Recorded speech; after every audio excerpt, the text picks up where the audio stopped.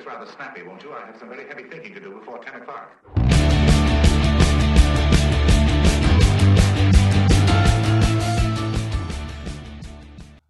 Good morning, everybody. Morning. This is Get It Right Texoma, and we got the trio. That's the two of us and Mike, and then of course we have a stand-in trio member, part, right. an honorary for sure. Absolutely. That steps me up in the world. Hey, we did. Hey, it'll be reflected in your paycheck here shortly. There you go. Yeah. So I just heard moving on up, moving on. There you go. No wonder Steve came in popping and locking like Sherman Hemsley. You know. That's right. there you go. So yes. Did anybody have a cooler walk than Sherman Hemsley when on the Jefferson? Pretty cool. Obama tried. No, he ain't no Sherman Hemsley. But It's not on the same planet. No. yeah. But anyway, that's Trey. And by the way, I'm not here. I'm a figment of your imagination. I wasn't going to be here this week, but I am. Well, here. hey. So, but anyway, we got Steve Garner sitting down here at the other end, and we want to, we're just here every Friday morning, 7:30. One way or another, we'll be here. Somebody will be here. We're right here. Yeah. Or and Rick Hatcher will be on. Yes. Wichita County Judge candidate. Rick Hatcher will be on. Steve's going to vamonos. He has another place to be. That's right. And he's going to take off, and then we're going to interview Rick. All right. So other than that, I guess we're just ready to get it going, and this is Get It Right Texoma. Absolutely. So what are we starting with here? Well, this is a local restaurant focus, and this is one of my favorites, and I know one of yours, and Yes. possibly one of yours, Hibiscus Cafe. Out by the base. Yeah. Hibiscus. They have been around for a long time. Yes. 1999. Yeah, because they were in the wow. Was it that far? Oh, wow. Yes. I remember when they opened up because I was still on base working every day. Yeah, because they were around the corner Yep. over there on Hurley. It's been a long time since I've looked at those street names anyhow, but now they've moved to that new location that was Nice the new strip. Yeah. Wow. And they That got took a really nice place. Yeah, and that took them apparently a long time. But I guess it was during COVID too. I think there was some part, wasn't it? Part of COVID or coming out of COVID. It took them, but anyway, it took them a ton of time and a lot more money than they expected. But that happens, I guess, anyway. Unfortunately. Well, that strip mall got rebuilt several years ago because that was an old dumpy strip mall, and then somebody went in there and rebuilt that. But and then they got there on the end. On the end, So- yeah. But they had the nicest part of it for sure. And Absolutely. But they were there forever, yeah, from '99 and when they 99. opened. Because that. You think about that in the restaurant business? Oh, that's huge. That's 27 years. And for a restaurant with the short margins restaurants have to deal with. Yeah. For Well, someone they that's got not a hamburger or taco place. Well, they got especially a very specialized place. Yeah, they got a huge following from the base. A lot of the foreign pilots, they kind of appreciate it because the family is from Greece.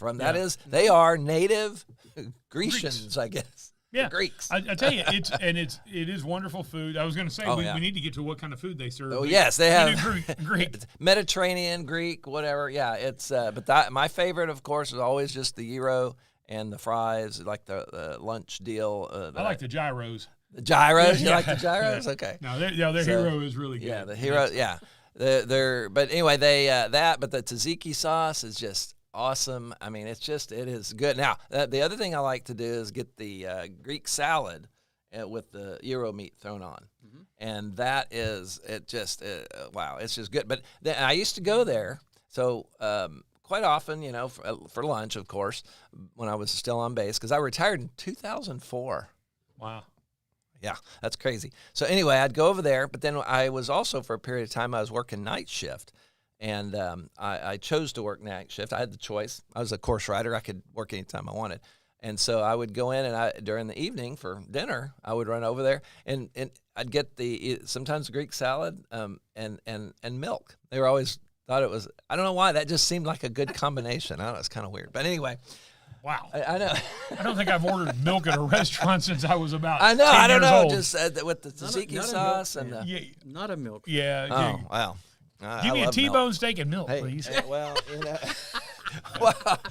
my latte over here. So, anyhow, but you can go to their website. No, what are their hours? Let's check out their hours. They're let's open see. pretty normal hours. They are. It's not anything open. crazy. Yeah, they're okay. So they're closed on Mondays, Sundays, and Mondays. Right, closed on Sundays and And Mondays, and they're open basically 10:30. for lunch and dinner Yeah, the rest of the week. and then 8 or 9 o'clock Friday and Saturday is 9. But it's good food. It's a good yeah. value. It's not overpriced or anything like that. It's very high quality food at a reasonable price. Right, absolutely, it is. I mean, everything's. They Stella, I guess, as the mom over. I say the mom, because now she did open it with her husband. Now he passed away here not too long ago.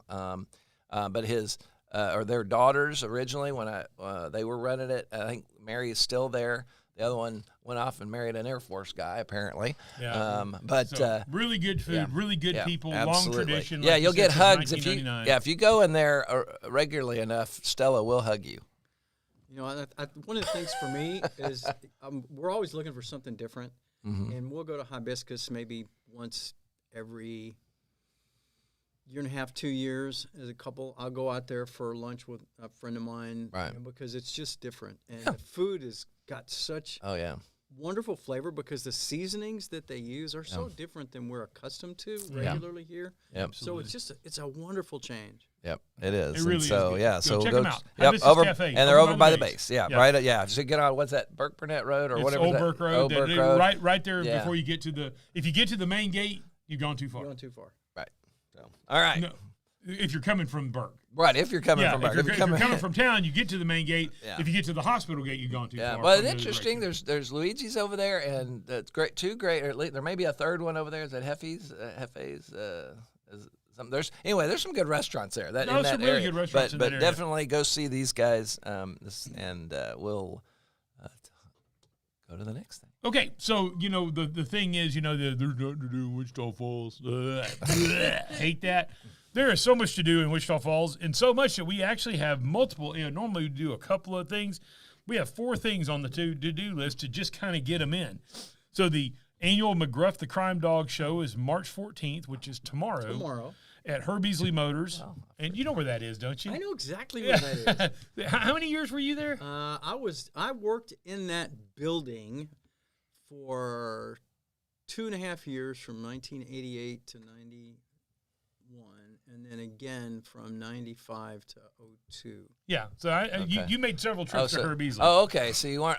See, I didn't know that. I didn't realize you were. I was there when it was Longhorn Chevrolet. That was when I got in the car business.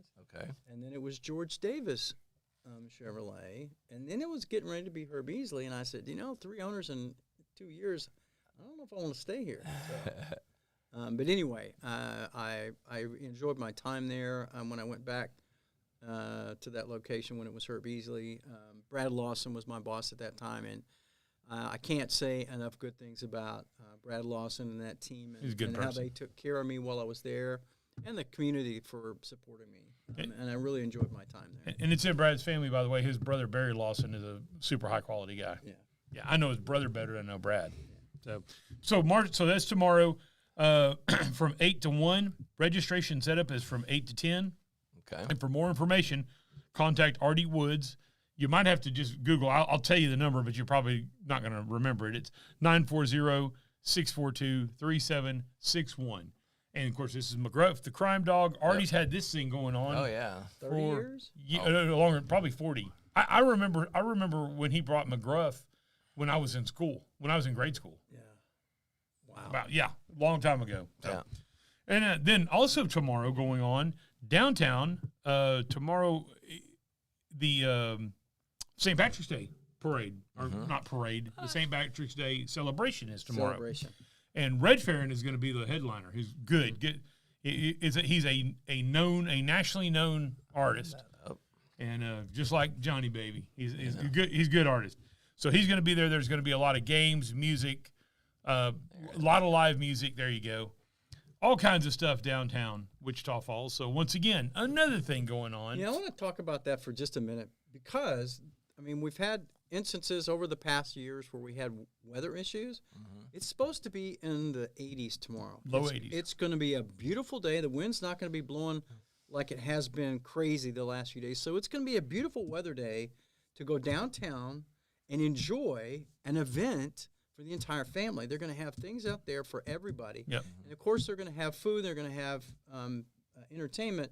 But it's going to be a wonderful day to get out and do that and enjoy. Just like you said, people say things, there's not much to do here. Well, there's an opportunity to enjoy an entire day doing something different. Absolutely. And by the way, go ahead and get it done because the wind's going to blow like hell Sunday, and it's supposed to get cold. So you're right. So Saturday's a great day to do this thing. Yeah, perfect day for this. Yeah. Right. Boy, you talk about the weather has been a little bit crazy, hasn't it? Yeah. It's been a roller So coaster. and who actually runs this one? That's downtown development. Is downtown. Yeah, I think this is the one they focused on. They kept this on because they got budget cuts. Two or three and of them. everything. Yeah. That's correct. Okay. Well, So- good. See, they they didn't throw it all away. They didn't quit and run. No. They just had to focus in on what they can do. Absolutely. So, and then next Friday, March the 20th, the RC Air Park renaming for Eddie Hill that was postponed a You know week that ago. guy, don't you? I've met him once or twice.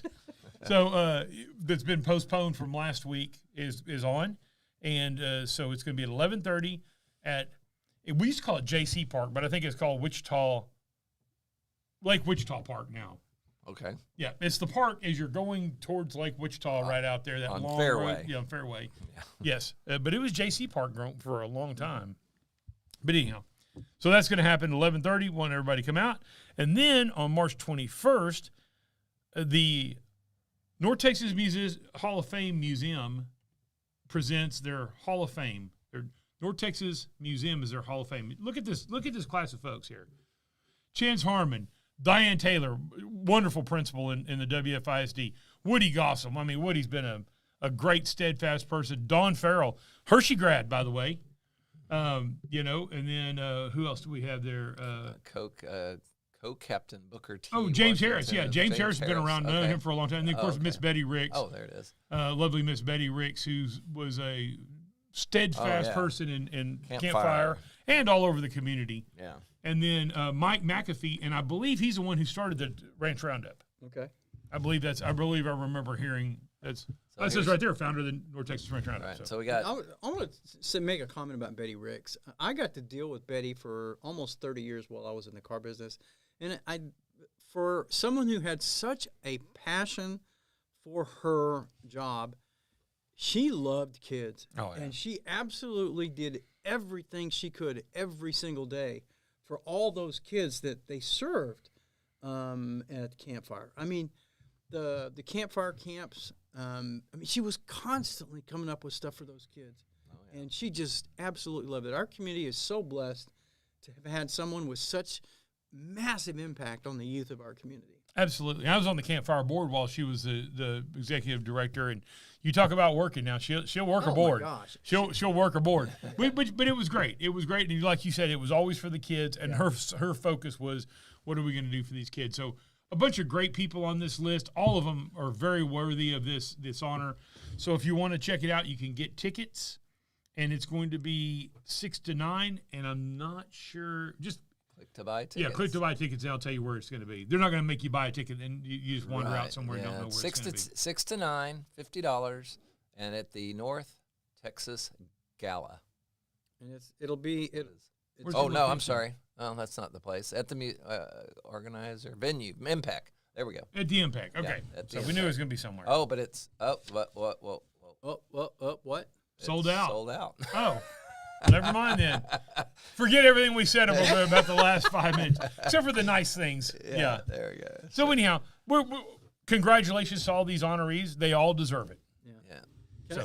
Can I make a comment about the North Texas Museum of History? Absolutely. Have you guys been in there in the last 2 years? Nope, not in the last two. Okay. I hadn't. Okay. I'm gonna encourage each of you to make some time over the next couple of weeks to go down, because that museum looks nothing like it did 5 years ago.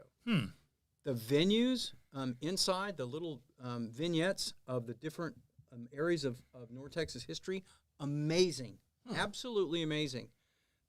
Jeremy and the team down there have just worked diligently putting together all new vignettes of history, and it's just absolutely worth the drive downtown. We're talking about earlier about nothing to do in town. Go downtown and enjoy that museum. Oh, it really is a great museum, and I'm super guilty of. It's right in my backyard. Mm-hmm. I've gone to museums in Europe since the last time I've been to the North Texas Museum. Okay. I've flown 5,000 miles and gone to a museum, and I'm such a dummy that we have a great museum right here, and I haven't gone. And I've been there, but it's been a while. So Yeah. Our town has got such incredible history, and that museum highlights it. Absolutely, yeah. You think about the people that settled here in Wichita Falls, and I mean, it settled all along this part of the country. This was a rough place back in the day. You know, you had Indian territory right across the Red River, and they were pissed. You know, and it was you had to be pretty hardy. You know, if you were other parts of Texas, it could be rough, but it was way rough up here. So anyhow, all right. So James, we're going over a few things that are happening in the news. James Frank is going to have some town hall meetings. Of course, our state representative James Frank. Oh, I missed that one. Go ahead. Sorry. All right. I think I put it on here, and I missed it. You did put it on there. And the Red River Beer and Wine Festival is March 21st at the Bridwell Center from 6 to 10. This is like the 20th year for this. I think it is. I'm not sure. But it's just a wonderful evening to get out and enjoy a night with some friends. And it used to just be the wine festival. Now it's the wine and beer and spirits. It's a wonderful selection and offerings of different drinks. And for those in our audience that, enjoy that, this is a really nice time to experience a wide variety of those things. Right. And I don't drink anymore, but it's still a nice evening to go enjoy with friends. Oh, it's like the Pancake Festival that you see people That's exactly right. Yeah, it's another one of those events like the Scotland Sausage Feed, the Windsor Sausage Feed, the Pancake Festival, Taco Fest. Several of these things you don't see people. There's people that you just don't see regularly, and you bump into them and stuff like this. I went to one. It's been probably 2 or 3 years since the last one I went to, and of course my wife gets frustrated because every 5 steps I'm stopping and shaking somebody's hand, and she's like, "God dang, Trey, you know everybody." But that's always the joke in my family. Every place we've gone, I know people. Yeah. And of course, my wife used to always say, "Well, the good thing is when we go to Europe, you're not going to know anybody I don't know." We were in Gatwick Airport at the rental car place. No joke. Christmas Eve. This was probably 10 years ago. Kids were there. Wife was there. And I look over at a guy and I go, "I know you." And he said, "Yeah, you look familiar too." And I said, "Wichita Falls, Texas." And he said, "I used to be stationed at Sheppard Air Force Base." I said, "Did you ride a motorcycle?" He said, "No." I said, "Eddie Hill's Fun Cycles was my place." He said, "I did race round cars." I said, "I sold you a helmet." He said, "You did sell me a helmet." I turned around and looked at it like this, and my kids and wife were going, "You gotta be kidding me, Dad." Okay, well, I haven't. How do you know a guy that far away? I haven't done that far, but I've met somebody that I knew in New Mexico and in Washington D.C. On a cruise ship. I met 2 people that I knew, and one that was associated with Skip McBride, his brother, on a cruise. That's coming awesome. out of So and then anyway. But yeah, it's all. And Maui, that's probably the farthest one. The second was Maui. I bumped into somebody I knew in Maui. That's the other way. Yeah. So anyhow, that's cool. Thanks for catching on that. I missed it. So Representative James Frank is going to have town hall meetings, and so it's going to be March 24th, which I believe is a Tuesday, at 1:30 at the foyer in Quanah, and then the same day will be at 5 p.m. at Electra Memorial Hospital Education Center in Electra, Texas. And then March 31st will be at the Clarence Muehlberger Travel Center, which is downtown Wichita Falls, right on North Scott. It's not 401 North Scott. It's something else on North Scott. It's on the other side of the street there. That's such a beautiful facility. They did really such a great job. Yeah, it really is. Making a place it's not only aesthetically beautiful, but it's really well appointed on the interior. It's just really nice on the inside. They've got a really nice meeting room that's at the back. I'm on the Lake Wichita Revitalization Committee, and we meet in that building every month. And it's such a nice place. And again, something that our city can be proud of. Absolutely. No, you're right. It's a great place, and that meeting room is really good, and it holds a lot of folks. Yeah. And then also April the 2nd, he'll do one at Lakeside Community Center. So James Frank has 14 counties and that he's a representative for. Mm-hmm. I also encourage you, and look, this is not political, whether you Republican or Democrat, I don't care. He is our state representative. Yep. And I would encourage you to sign up for his newsletter. He's got a really good newsletter that gives you a lot of good information and all of this stuff. And by the way, I've been to these where, in fact, I was at the one he did last year at the Muhlenberger Travel Center. It wasn't all Republicans there. No. There was both, and it was great. It was great to have some back and forth and things like that. Mm-hmm. So anyhow, moving on, we're gonna skip number 2. There is kind of, I threw it in there for you guys to talk about, but it probably doesn't make much difference. Real quick on let's do the last 2 real quick before our guest comes in. Iran update. Okay. Iran? Oh, yeah. Iran. Okay. Iran so far away. Yeah. So, bomb. Oh, look, I'm sorry. I am so sick and tired of people, and this happened before, and I was critical of the Republicans when this happened. I'm so sick and tired of when a president takes an action like this, people from the other side rush to the microphones to start screaming into the microphone about how stupid it is, how illegal it is, how wrong it is. It's like, this guy, Iran, these are the biggest assholes in the Middle East. That's the most misogynist, racist, and theocracy that there is in the Middle East. These people, they were slaughtering 6,500 people a week of their own people before this happened. By the way, since we've been bombing them, the murder rate has gone down in Iran. Took their attention. And so it's one of those things. This was an action. There's a good reason why it was taken. And it's people talk about oil. Yes, oil has a component to it, but it's national security. Those Straits of Hormuz, if Iran can keep selling oil, and they could keep selling oil, especially to China, mm-hmm.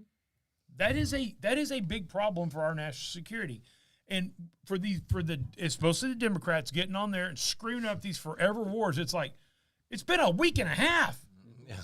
Yeah. Give the guy some slack. And I said this when Obama took some thing, and I said it on the radio. I was like, give him some slack.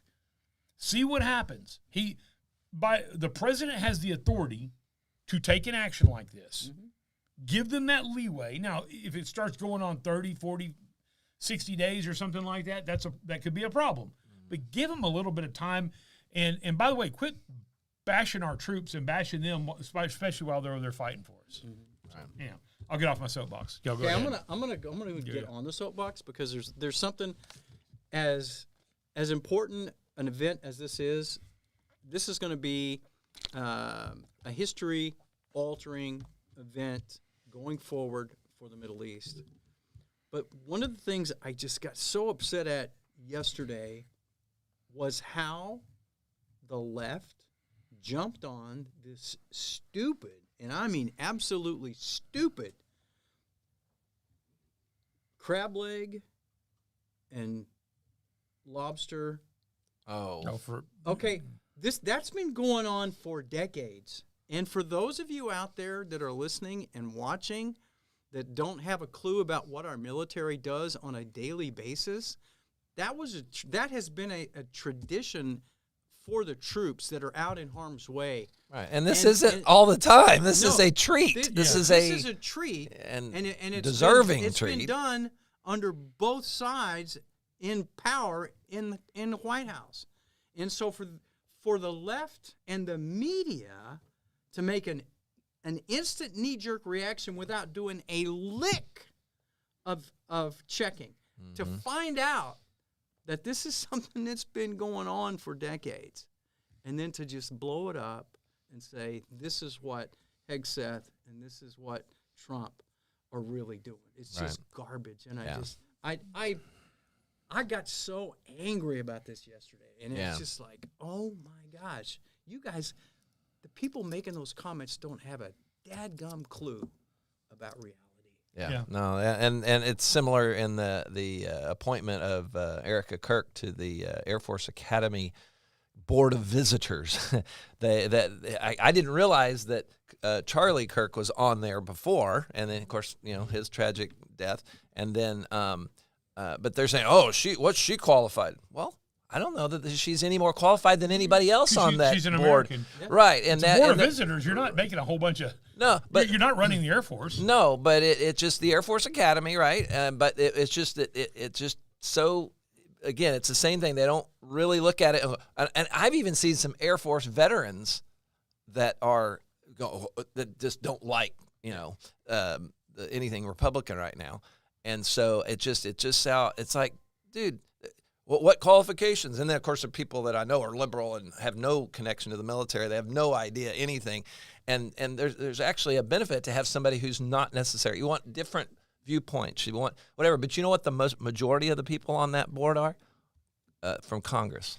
By the way, let's back up on that. What made you what was your qualifications to get on the Lake Wichita revitalization? Were you a lake expert? I had no knowledge. I just Thank you. I have Being I have a passion citizen. for the lake. That's it. Exactly. And with a passion. What is your qualifications? What are mine to serve on the hospital board in Clay County? I served on all these hospital boards. I was former doctor in a previous life. Yeah, that is such a stupid argument. I totally agree. What's your qualifications? Right. There's 2 people on the board apparently that are prior military retired officers, which I think it's an officer thing. But it's a political appointment. It is absolutely a political appointment, and that's what he just happens to. And you know what? Stuff happens, and just get over it. And by the way, real quickly, but before we get off our end, feminists, where are you? Yeah. Liberals, where are you? This is a country who killed people because they were gay, simply because they were gay, and killed women because they were women, and treated them like second and they didn't treat them like second-class citizens.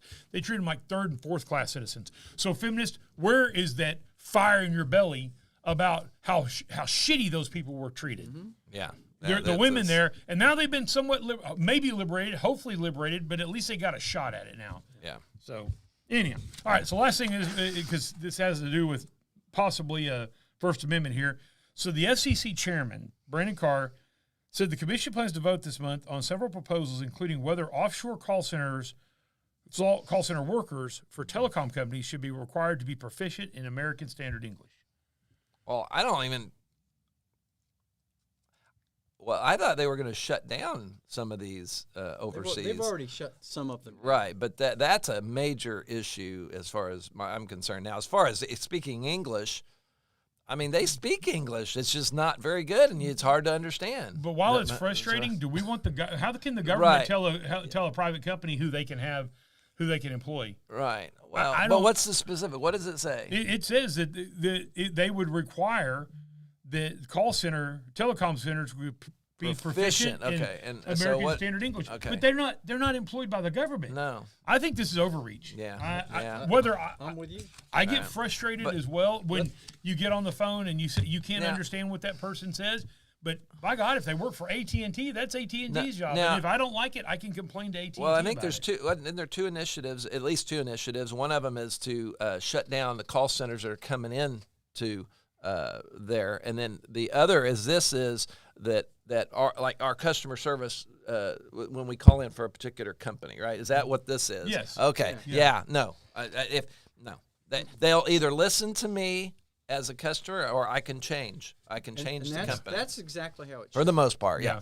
And several of the industries that had the call centers have already moved them because of customer complaints, right, and customer loss. Yep. And that's the way it should be driven. It should be driven by the profitability of that particular company. Right. And if it suffers because of these, then you know what? Bring them back home. Right. Well, they've gone to the Philippines in a lot of cases, away from India. Yeah. And so there's some. Yeah. So there's also call centers who end up in the Caribbean. Yeah. And there's a lot of people in the Caribbean that speak English very well because they grow up. How you doing, Mon? Well, it's a lot easier to get people to take a little bit of kind of that slangy English and change it to proper English than it is to take somebody from a whole different. It'd be like me going like I have to learn Indian. Yeah, and they're gonna call me. I'm like, right. Some are pretty good, but still, some are, and some of them are. But let's not. Yeah, if it's obviously we don't care how they're getting here or where they're at, if they're going to be doing these illegal calls. I mean, we have customers getting hit from call centers all the time, and it's usually older folks that just don't understand the technology, and they've been taken from, I've seen 5,000, 20,000. Well, that's a crime. This is simply the one. The part that bothers me is the government saying that, let's say Apple. Yeah. You have to make sure your people speak which of course Apple does. There's no doubt Well, with that. okay. But yeah, other companies aren't quite as. But you're right. I'm with you on that. So anyhow, all righty. Well, I guess we're gonna bid you a I get fine to, farewell. That's right. I get to gotta jump go. out of here. And one of my longtime friends, one of my good friends, one of the guys that I admire so much, is running for Wichita County Judge. Rick Hatcher. He's been a servant in this community for decades. He's been a man of influence not only in his family, in his church, and I think he's going to make an incredible county judge. And I'm so grateful to be a friend of his at this time as he runs for that. So our viewers, our listeners are going to really, I think, enjoy what Rick's got to say. So I'm going to get up and walk away, and Rick Hatcher's going to walk in. He's in a runoff election, by the way. And I'm so thankful for that. Vote right. Rick Hatcher. Yeah. May 26th. Now, Rick would have probably rather look there. Always a promoter. Yeah, Rick would have probably rather had to been a runoff. Yeah. I can imagine. Pull that a little bit closer just to make sure. That's Steve's mic. Not to pick on him or anything. Yes, it is. A little short mic. Hey guys, how are y'all? Good to see you. All Rick. right. Okay. Well, we did do the swap, so now we're back to all three. Okay, of he's us. not Steve Garner. You said No, you'd he's change not. that. Yes, I'm going to change that. All Yes, right. I can change Thanks, that. Steve. on the Appreciate it. fly. You guys have a great day. All right, Vote Rick. Hatcher. Hey Trey. Yeah. Hey Steve. Well, congratulations on getting to the runoff. Yay. Kinda. Yeah, I know. Yay. Yeah, I know. Obviously, you as a candidate, you would rather just win in the primary and be done with it. But it is what it is. You did have two other candidates. So a lot of times when you have two good candidates, or you have three good candidates, more than two. No, I'm talking about the other. Yeah. I'm a great candidate. Yeah, okay. when you have more than two candidates, a lot of times it can go into a runoff. Yeah, it'll happen sometime. This is phase three of Rick Hatcher trying to be the Wichita County Judge. Okay. So a little over 4 years ago was the start of phase one. Yeah. Didn't quite prevail. So then we had the election, and now sometime later this year we're going to have a runoff election. Yeah. Well. Yeah. What, in May? Yeah. It seems so far away. Come on, let's get this over with. Yeah, May 26th. Early voting, it says right here, early voting is May 18th through the 22nd. Okay. But runoff on the 26th. And we'll know at this because there's not a Democrat running. There's not. So we'll know who the next county judge will be, and obviously Jim's stepping down. He has done a great job, by the way. Yeah. Wonderful man, good Christian man. If he was running, I wouldn't be running. Right. There's long story behind the whole deal, but it's oh my goodness. Thank you, sir. Live on air. You're supposed to have one of those big foam core ones. Yeah. Yeah. Yeah. So tell us what is your drive? Because obviously you were passionate about it. You ran last time. What is your drive and your passion to run for Wichita County Judge? This is going to sound a little crazy, but decades ago. There's been a lot of things. Yeah, there's a lot of crazy things I've heard. I was going to say, yeah. So decades and decades and decades ago, my dad wanted to run for Precinct 2 commissioner when Weldon Nix, and that goes way back. I do remember Weldon Nix's name, yeah. He wasn't going to run again. Well, so it turns out that my dad was going to run, and him and my mom played cards with, guess who? Pat and Robert Norris. And so Pat decided she wanted to run. Well, she has turned out to be one of the greatest commissioners. She was a great commissioner. My dad didn't run. He's like, I'm not going to run against Pat. Pat was my commissioner for a long time. And super job, And then so I'm on the city council all these years later, and Commissioner Beecham is he's in charge of all the traffic stuff, and he's the one that told me one time you can go 52 miles an hour down Southwest Parkway, and you'll hit every single light. That's not a true statement, by the way, I found out. But so I was going to run when Ray Gonzalez, who sat next to me on the city council, finished his time. I said, Ray, tell me when you're getting ready to get done, and I want to follow you, and I want to be a commissioner. And so he gets done, and Mark Beecham says, I'm going to run. And I'm like, I like Mark. I can't run against Mark. And I'm like, that's what my dad did, And so anyway, whenever Judge Gossam decided not to go, I thought, you know what, I need to do this. I want to do this. I'm at a time in my life that I can do this. And like I said, didn't prevail, but it's just, man, it's something inside of me that just, serving other people is what God says we're supposed to do.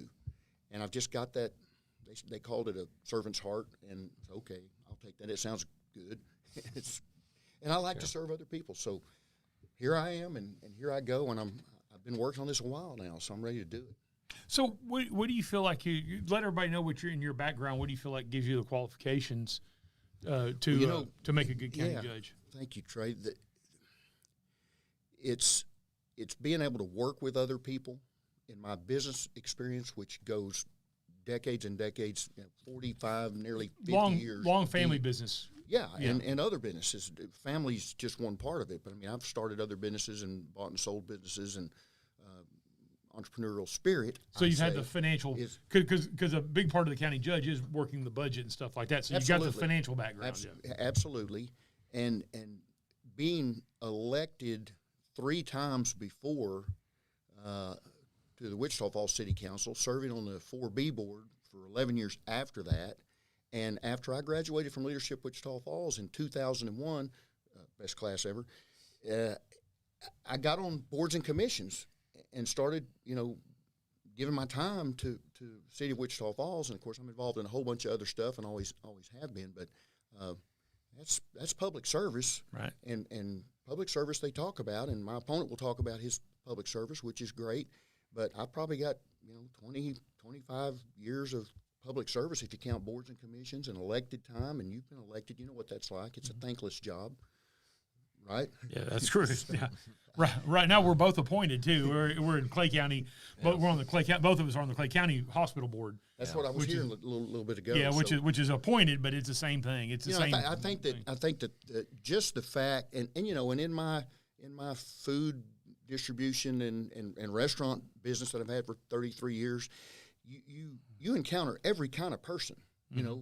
How many people come into Eddie Hills and need that helmet you were talking about, and then you find them in Germany years later or whatever. Yeah. You run into all kinds of people. You deal with all kinds of people. So it's just being able to coordinate. My thing is, I'll listen, I'll learn, I'll communicate, I'll coordinate. Got to be another C, collaborate, whatever. Yeah, there you go.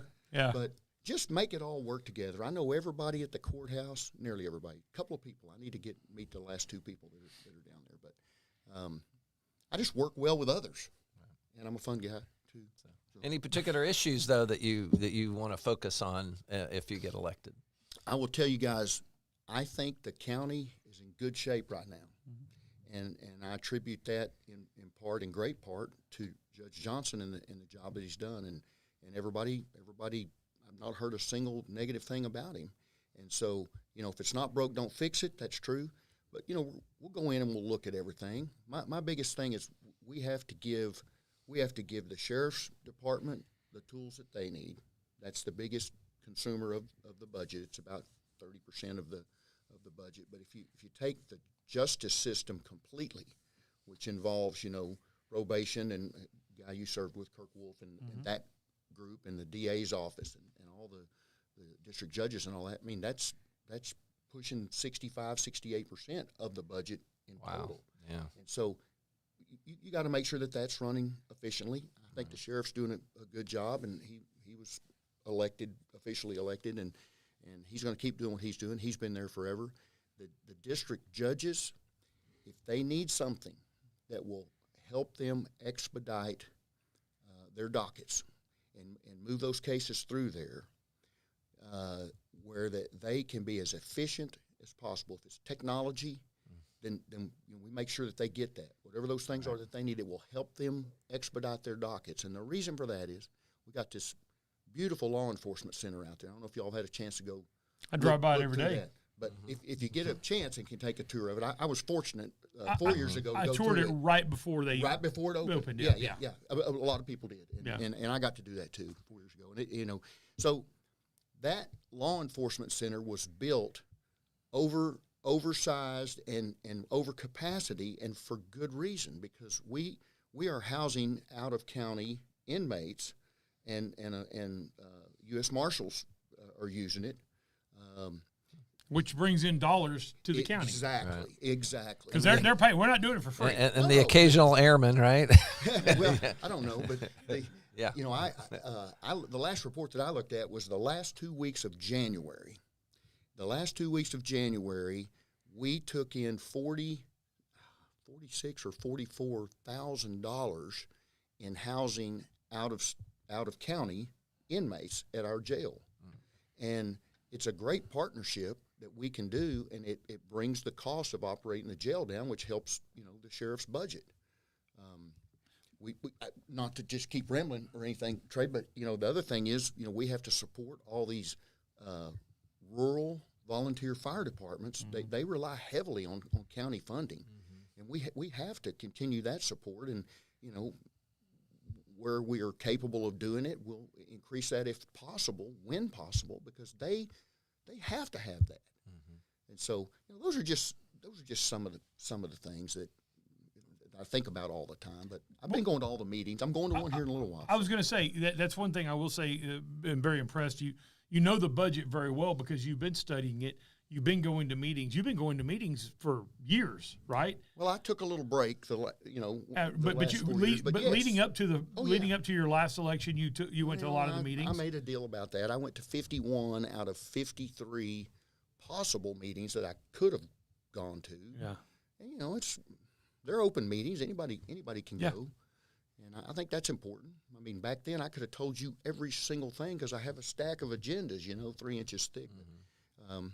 Once this is over with, not having to win in November in the general because there'll be no opponent on the Democrat side, my gosh, you got June, July, August, September, October, November, December before you get sworn in. Mm-hmm. So whatever there is that's going on, and I'll continue to go to those meetings. Well, when I prevail, I'll continue to go to those meetings ahead of time. Right. Just to make sure that I'm ready to go. I'll be ready to go on day one. Have you had a conversation with Judge Johnson about if you win, have a meeting with him early on? Oh, yes, we will do that. We haven't I've met with all the commissioners and very comfortable with all those guys and know them all well. But I will, after this election's over with, be a shadow for Judge Johnson. He won't be able to turn around, and I won't be there because you.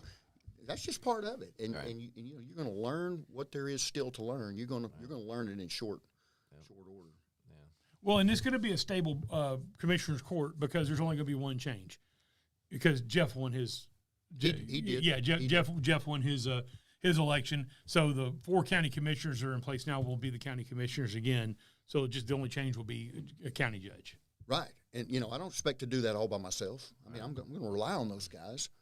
And mentioned the budget a minute ago, Matt over in the auditor, in the auditor's office, and I will be, we'll work together daily on making sure that budget is ready to go. And, I'm ready to do this. Let's talk about fun stuff. Sounds like it. Work. It's a lot. Trying to be the judge is a lot of work. I want to talk about fun stuff. Well, as far as cooperation with Archer and Clay County, do you have any particular thoughts on if there's anything can be improved there, or because I know that there's not any direct. You have to cooperate. There's there's some shared resources or anything that that. I'm sure just like you have mutual aid in fire departments and that sort of thing. There's got to be that. There's got to be that neighborly.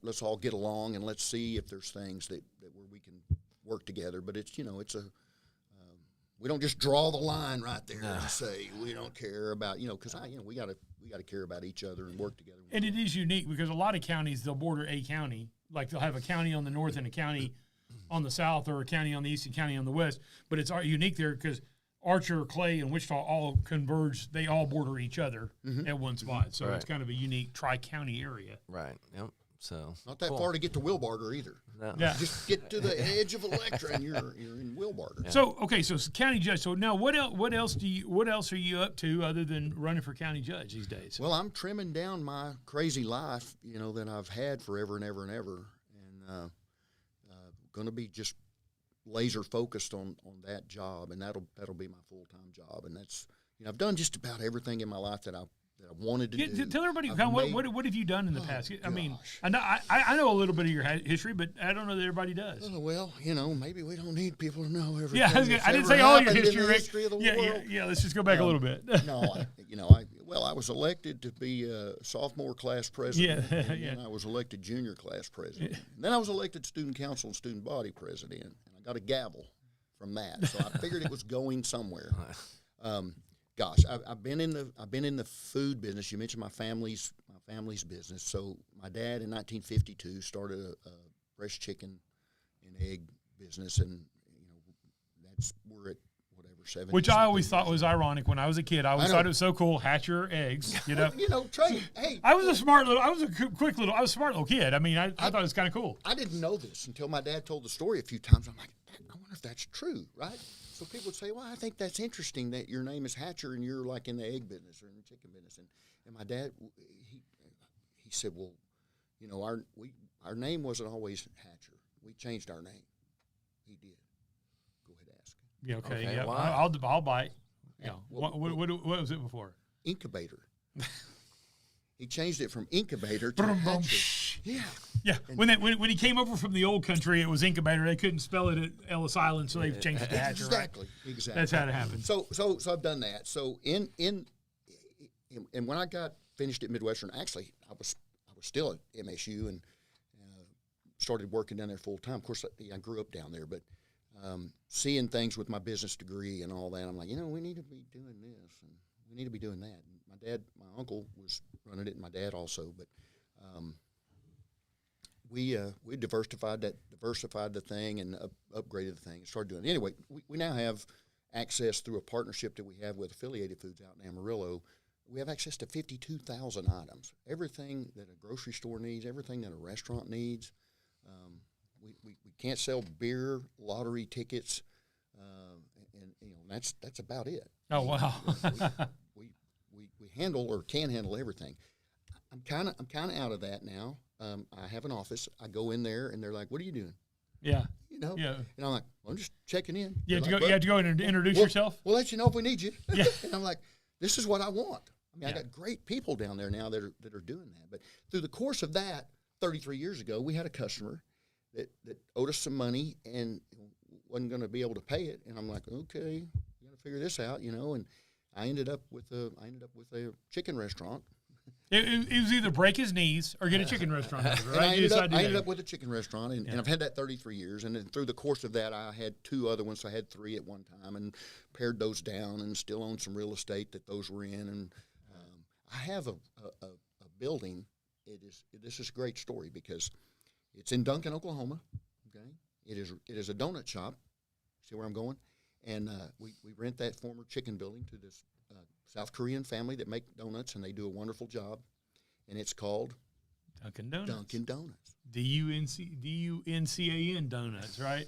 They do very well. Time to make the donuts. Yeah. Time to make the donuts. They had some of the most iconic commercials. Oh, didn't they? The iconic commercial guy. Time to make the donuts. Yeah. So the funniest one is when he was leaving and coming back home at the same time, and met him at the threshold there. So now, so that is interesting then that you ended up with this restaurant, but that also I would imagine have given you maybe a better insight into what other restaurants need. By running your own, you then, but even if you supply, you'll learn a lot. But when you actually are doing that job, and you're dealing, you've already spent years and years and years dealing with restaurant owners, and dealing with grocery stores and those type of people. But then you get into that part of it, and y'all talked about 45 minutes ago about some restaurants. You're talking about Hibiscus deal and all that. Sure. That's one of the hardest businesses that there is. Oh, restaurant. And they don't last that long. No, and so, but you deal with every walk of life, every person, every happy person, every mad person, every upset person, or whatever. And I solve problems. And it's so subjective. I The other make side of people it, happy. it's so subjective, Right. Because everybody's taste is different. I mean, I could love one thing, and you could like one thing, and you could like one thing, and I could think you guys eat that, and so you're right. I mean, the restaurant business to me has got to be one of the toughest businesses on earth. And the customer's perception is everything. You've heard perception is reality, and I try to preach that to the people that are out there. But you know, so there's that, and then there's you know, I started this little DJ company when I was 15, and I just did a wedding last weekend and got stuff. I don't know. People keep calling me. Thank you.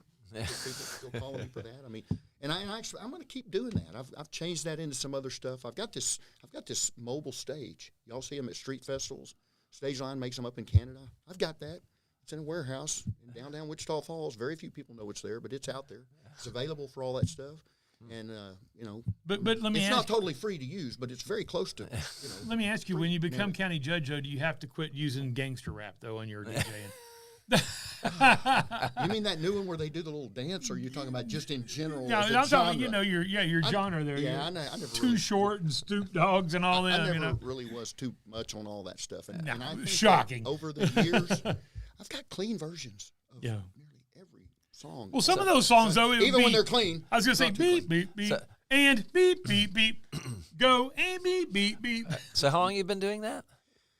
I started May 15th, Of 77. okay, wow. I So was so 15 years old.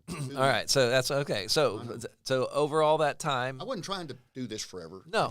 But what? How many albums did you have back then? What was the peak on the number of? And do you still have those I albums? do have most of my vinyl. Okay. Wow. About 80,000 pieces of vinyl. 80. Wow. And so and you paid how much per? The great thing is, back in those days, so I did club work. Uh huh. I did work at Sheppard Air Force Base for nearly 20 years. I was working in the officers club, playing music when I wasn't old enough to be in the officers club yet. Yeah.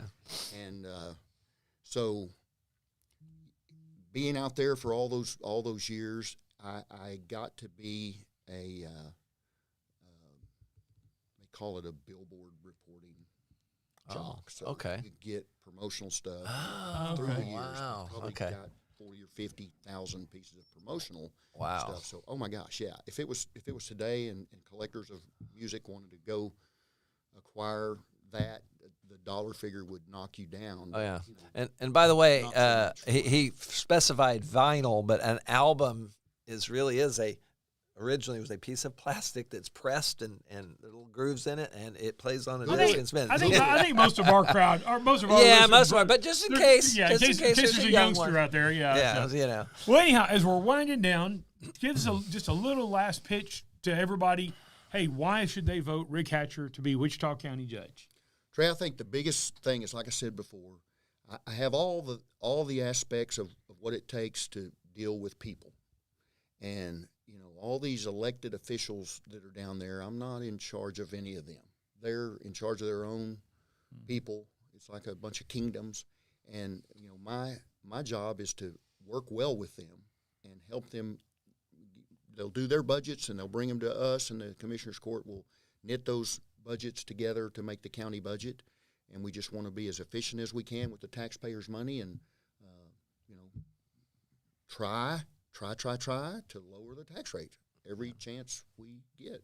Yeah, and it has been done. I been think we did it 3 times when I was on the school board. It's So not you can impossible. lower the tax rate from time to time. Yeah, just because you have the money there doesn't mean you have to spend it.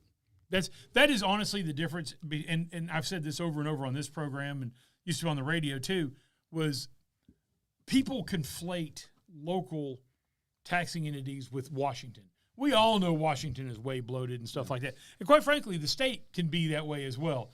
But I think when you get into the county, the city, and the school districts, especially in this area, I think they all run pretty efficient. I would agree with that. And There's always a little waste, but no, there's not much fluff at all. No, in the they all counties, run but pretty we're- efficient. We're not tasked. I mean, we got essential services that we have to take care of, but you know, our job is not to have, you know, parks and recreational things and all that. So I mean, we do what we have to do, and we try to do it as So efficiently as we can. I got one last question though about education of the public, because there's so many misconceptions. We hear it all the time, and I see it on social media. You do too, about the city, trying to blame the city for the schools. And it's like, no, that's a completely different organization, you know, a different entity, you know. Completely different government body. Yeah, exactly. And that the city, which was, you know, when they talk about city things or county things, they get them confused. And there's definite, now there's some, I guess there's overlapping land clearly because the city incorporates the part of the city's county. inside the county. Right. And then, but then and it gets confusing too. Is you got within Wichita Falls city limits, you got, you know, a different school district. Got Burke and I'm sorry, not Burke. I'm sorry, City View. Yeah, do that, Burke too. Burke, Oh, Burke. Yeah, So okay, Burke is up there by the north of the bay. So City yeah, View. some weird. So just the way they do things. But as far as educating the public, clearly you can't force it down them. And so many people are not going to listen anyway. But what is it that you think you can do? Because I think that's a responsibility of any government entity, is to provide some level of education in terms of the way things work. You know, what would you be? Well, it's the key's transparency. Y'all hear that all the time. You know, Right. Everything that you do is above board. It's in the public eye. You don't hide anything from anybody, and it's just, you know, and it's there. You can't force people to come and pay attention, and you know, there's what they call low information voters, and you know, they have the right, whether they vote or not, Right. have the right to complain about it, Right. but learn about it. You know, familiarize yourself with what's going on. The information's out there. Well, I always talk about in business, and I'm sure I know you agree with it because we've talked about it. But you know, the customer, or in this case, the constituent. And they certainly have a right to talk and speak, and how much they participate doesn't matter.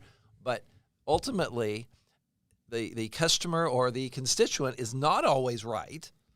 No, you still have to be nice with your own. Right, but yeah, and so it's just, but they are still the constituent or the customer, right? They Exactly. still are, Exactly. Yeah. and you still have a responsibility, as long as there's not abuse and, you know, just and things like that. Then everybody should be able to talk, but you know, you do your best you can. But Well, anyway, you know, there's great people all around the county. Is great people, and they do their job, and so everybody works together, and you know, it's not that hard. Right. You just have to work Right.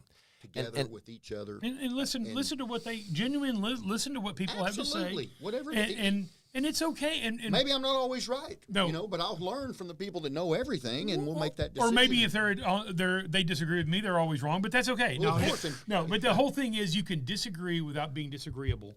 yeah. Yes. And it's perfectly fine for two people, especially in a government role, for people to have opposing views, talk them out. You listen, give them the time to listen to what they have to say. They give you the time to listen to what you say, and in the end, you still may disagree, but you shake hands and you walk off. and you move on. And the vote is the vote. That's one thing I will tell you. I've probably lost. I was probably on the losing end of as many votes as anybody in the WFISD ever served. I don't know, 7-1, 6-2 votes and stuff. And I would fight like hell on the dais, but when the vote was called, the vote was called. And of course, when you're dissenting, a lot of times the first thing that happens is you walk out there and Channel 3 or Channel 6 comes over and sticks a microphone in your face and says, "Hey," and I say, "Everything I had to say was right in there, but it's passed, and this is the rule, and I'm going to support the policy." Yeah. Because this is the democratic system. This is what I love about democracy. I may not like it all the time, but I do like the fact that this is how we got here. Sure. Yeah. Well, but we're also that the democracy have just again, for those who don't, we're not a pure democracy, No. right? But the democratic process is used on the board itself, and then the democratic process you elect the representatives for your area as you being the constituent, and so it's just it works. It works well. It's not perfect, No, but nothing it is. is Humans. something. Yeah. Anything the humans are doing is never going to be perfect. Yeah. There's only one perfect human that ever walked the That earth. is true, and it's not us. No. Yeah. I need that forgiveness every day. Yeah. Every day. Yeah. cool. His name was nothing nearly as hard as mine is to say. No. Back in, well, Rick, thank you very much. Hey, we appreciate it. And I appreciate what y'all are doing with this. I used to love to get to go on the wake up call. Yeah. With Mike and you guys, and it was that was sad loss, but you know, Well, appreciate what y'all are doing. I know. Well, I know he would be all 100% or is behind us, I'm sure. He's right here. He's always right here behind us. Yep. And, I didn't know where he lived until 4 years ago when I was campaigning. You know, I grew up on the other end of Kiowa Street in Burke Burnett, and on the road, same side of the street. Now he only lived in Burke for how many years? 5. Yeah. Okay. So he's a Wichita Falls guy. He grew up over off Beverly Drive. Okay. Yeah. So anyhow, Mike, because Mike and I went to school together. We went to junior high and high school together, both. Yeah. So we were both Kirby Hounds and Hershey Huskies back in the day. So Mike became a Burke citizen, but that was kind of later on in life. But yeah, it was great. And then when the wake up call thing ended, Terry had a long time talking about doing we've been streaming. We've done some live stream, right? And of course, it was just a natural thing, and Mike was on board and was kind of the heart of the thing, and we. He was the technical production guy, right? And then I was helping with the tech. But anyway, we transitioned over to this, and we've been having fun with it. And he was our video editor, so we had to figure out something. And so we went. We're just like, we're going live. We had to go live stream. So. It was easier to get into this building early in the morning. Oh, then it was the other. The other one you did have to wait and call somebody. There was no beating on the door. No, Well, thanks a lot, Rick. We appreciate it. And go vote. When? Well, you can start voting. It seems like it's so far away, but it's going to get here. It's going to be early voting is May 18th through the 22nd. Then you get a few days off, and then Election Day is the 26th of May. So, don't get burned out because there's not Wichita, but surrounding people have got municipal elections, bond elections, all that stuff first week in May. Okay. And then here I am. Still here. Yeah. Trying So to get this done. So into May. So we're really not that far away. It seems like a long way, but it's really not. I'll be knocking on your door. I got a couple thousand more. There you go. All right. Well, good deal. I guess we'll wrap it up. Yeah. Next week's guest is going to be Tim Short. Yeah, Tim Short. Yep. We're going to have him in. And anyway, we love having you here. Please share this, and you too. Please share it. Absolutely. Let everybody know. The fact is, nobody is doing this. Nobody does long form interviews with Texoma people. Right. Nobody does. Right. We sit down. You do. Well, we do. That's right it. Nobody now. but us. Well, we got to get the word out. Even on the radio, we had to have that break every 15 minutes or whatever it was.